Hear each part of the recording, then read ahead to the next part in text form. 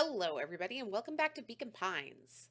The last time we played this, we found out Gran wasn't really Gran. Gran was Mom. Like, how? Why? We didn't get any answers. I have no idea what's going on. I still don't even understand how Luca didn't figure it out sooner. But it is what it is. Hopefully, we'll get more answers this time around. Let's get back to the game. But before we do that, if you have not subscribed already to my channel, make sure you do so to stay up to date on all of my gaming content. No, that's not the button. The devil you know. 7 months ago. Oh. Eleanor Van Horn crept down the maze of sterile hallways under perennial harvest. She stopped in front of the large steel door marked Deep Engineering. No turning back now.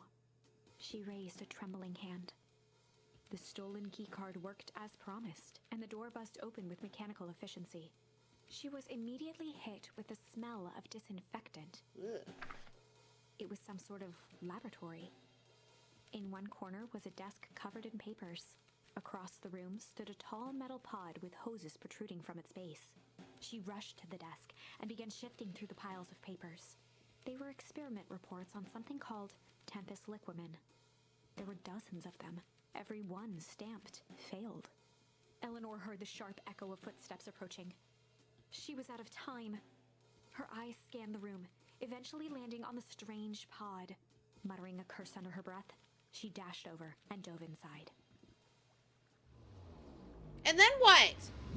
And then what? Oh my gosh. Okay, we're at the festival, and now I have to become William Kerr. And that is what change is all about. That's not the right button. Oh, it's because I got a freaking update. Thanks, computer. I appreciate you. Oh, there we go. There's the crew. Grabbing the... Let's try that again. Grabbing the future by the scruff of the neck and making things happen. Change is a choice. I am tickled pink that we will be all making the choice together. How great is that? This man is a liar. Excuse me. I will not. This town has dangerous secret and pruneal harvest. I still cannot say that name to save my life. I'm dyslexic and I apologize. Actually, no, I don't apologize. I can't help it. Come at me. This town has a dangerous secret and pruneal harvest is the only exit to keep it hitting. I don't even know if I read that sentence right. Nonsense. They picked up the whole damn town and moved it right under our noses. You aren't making any sense, dear. Mr. Kerr addressed the crowd with a sarcastic tone. Imagine such a thing. It's absurd and just plain impossible.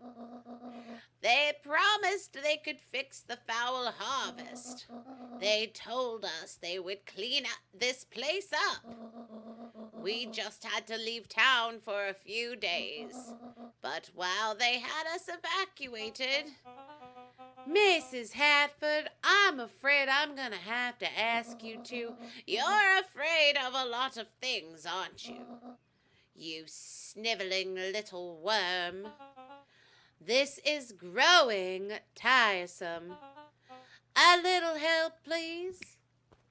Don't you all see this? This festival is a sham.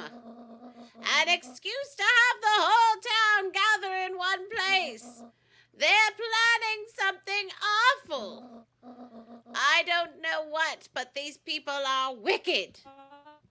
Don't listen to her. She has absolutely no proof. I am the proof. I am Eleanor Van Horn. Whispers filtered through the crowd. Well, I aren't you just sneaky as the dickens? We all knew the Valentine's fertilizer was too good to be true. And now this whole town is paying the price. Ladies and gentlemen, I'm so sorry about this disruption. My associates will take care of this obviously disturbed woman somewhere comfortable so that she can get the help she needs. Oh. She is not the one who is disturbed. You two-timing clown. You all know there's something wrong with this town. It was just easier to look the other way. The truth is... What the fudge?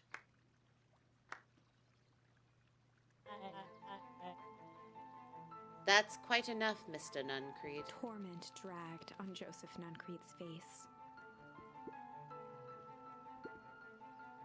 Yes, sir. Take them away. No, I want them to see this. Ah, the ever-temptatious Eleanor Van Horn. You've been quite the thorn in my side. Like a weed that's burrowed in where it doesn't belong. I must confess, you look dreadful.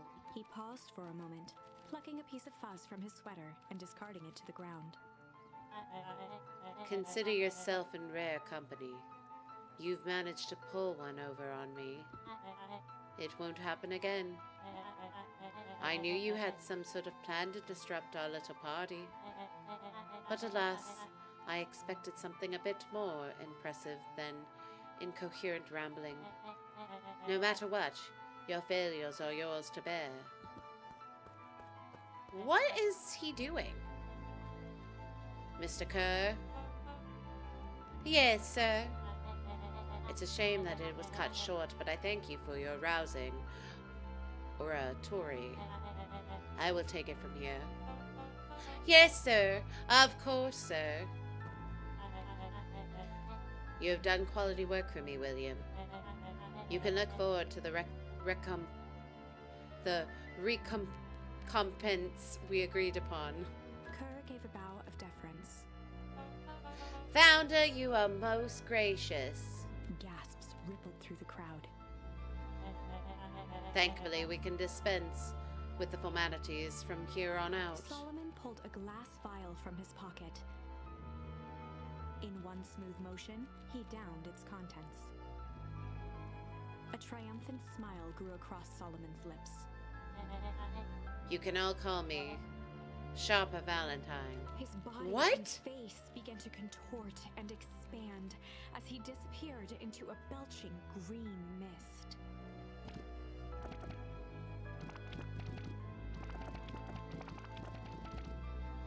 A hushed horror gripped the crowd. Wait, so Sharper Valentine didn't actually die? This is a story about change. What? No! Ah, so you didn't see that coming. Good. Sharper examined his... No, we didn't see it coming! Well, this is quite the improvement. Everything looks so much smaller now. Eleanor was right about one thing. The festival was a ruse. I wanted you all to witness my glorious return with your own eyes. Why does everyone look so downtrodden? This is a celebration, people. Maybe it would help if we set the mood. Mr. Kerr, be a dear and reveal the sign. Oh, no. Ha! Wonderful. Sharper choked out a crude squawk of a laugh. Frustrated grumbles sprinkled through the crowd. Everybody looks kind of pissed. Sharper, you malicious bastard! Ooh, oh, malice. Malice. I'm glad you're back so I can tell you to your face. You destroyed this town. We ain't gonna let you get away with it. Sorry, this is no time for audience participation. Some assistance, Mr. Kerr. William Kerr gave a subtle nod to the clipboards. You coward! Does anyone else have anything to contribute? A helpless quiet settled over the crowd.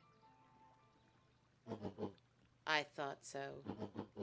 Do you all truly believe that you could be free of me? A town of complete and utter fools? You people should be celebrating my return. You're clearly lost without me. And that leads me nicely to my children. Daddy, I gave you both the greatest gift a parent can give, the opportunity to prove yourselves in my absence. Squandered. To say I am disappointed would be an understatement. But, silence, Augustus. An adult speaking. I don't know which is worse, a son who is completely hopeless, or a daughter with such potential who inevitably lets me down. Eris, you fail me with admirable consistency. Thankfully, I was counting on it this time. Father, I've been wasting my time, my dear. What have you accomplished? I was focused on cementing our legacy. Legacy? Who needs a legacy when you can just live forever? But what about... It's all right, kiddo. I'm afraid you suffer from complete lack of imagination. There's just no helping it. Now then, where's Joseph? You didn't take the opportunity to slip off, did you? Ah, there he is. Everyone should give him a hand. None of this would have been possible without Joseph. I think you've said enough. Nonsense. The people deserve to know how helpful and loyal you've been. I only did what I did because he left me no choice. You always had a choice, Joseph. You were simply too weak to take it. No matter. Cheer up! You're about to be rich beyond your wildest dreams. You should follow Mr. Kerr's example. When I found him, he was in a sorrier state than any of you. An aging actor, desperate to recapture his youth. He played his part, and soon he'll be able to play leading man again. Forever, in fact, if he remains loyal. That goes for all of you. Well, those who haven't already frittered with my goodwill, Beacon Pines is mine again, and I am willing to share its spoils in exchange for absolute loyalty. Are you saying William Kerr was never in charge of Perennial Harvest? Huh. You think that puffed up Blathgerskite could have accomplished all of this? Done. I suppose it's time for your big exclusive. Sharper addressed the crowd with indignant pride. He'd planned this moment for so long that now, at the deed's fruition, it almost felt frivolous. God, there's so many twists and turns in this game, and my brain cannot comprehend it. You see, I need a figurehead to hold things down while I orchestrate my return. Someone to misdirect, lie, and bilk this town for a spell. So I invented William Kerr.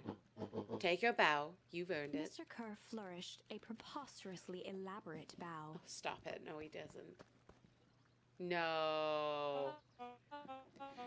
Patrick C. Montequest, Thespian extraordinaire, at your service. Founder, I just want to thank you again for this opportunity. It truly was the role of a lifetime. Wait. So this Bill Kerr was Pat C. the whole time? Now that your secret is out in the open, who's to stop this town from rising up against you? Oh, that's the delicious part. Fear. Thanks to our clipboards, I know exactly each and every person town this fears most. Wow. And I will make those fears manifest to anyone who steps out of line. The choice is simple. I'm not afraid of you. Huh, the young hero. I've kept a keen eye on you, boy. You and your friends made a habit of disrupting my plans. What a pity. If things would have gone a bit differently, you might have had your moment of triumph. But that's fate for you. You can't do this. Oh, but I can. And I have won. Never underestimate what a great man can do given time. And now, time is my plaything. Perhaps the most expensive thing I've ever bought, but well worth it. Ha! Sharper coughed up one final laugh and cracked his knuckles. Enough chit-chat. Let's get to work, shall we? And so, Sharper set about remaking the town in his own image. The fertilizer factory soon reopened for business. Sales rose steadily as more and more farmers across the countryside began to swear by its miraculous properties. Beacon Pines became famous, Oh. a secretive town that, for the right price, shared its gifts with all. Gifts that became more and more necessary in a world where winters grew longer and longer. The end. Is this really the end? This is wrong, but things are becoming clearer now. You can feel it, right? I don't know, can I? We can't let Sharper win. He might just be the key to this whole thing. Let's see. Oh boy. Okay, well we gotta keep going, I guess. So I got another charm. It was Malice. Where is it? Malice. Windows to the soul. Okay. Well, we're gonna pick this up next time. So, thank you so much for watching the chaos that is this game, and my brain is exploding because I don't know what to think of it. So, if you enjoyed this video, please leave a like, leave a comment, and all that good stuff. And if you haven't already, subscribe to my channel. Thank you so much. Stay nerdy, stay dorky, and I will see you again soon. Bye!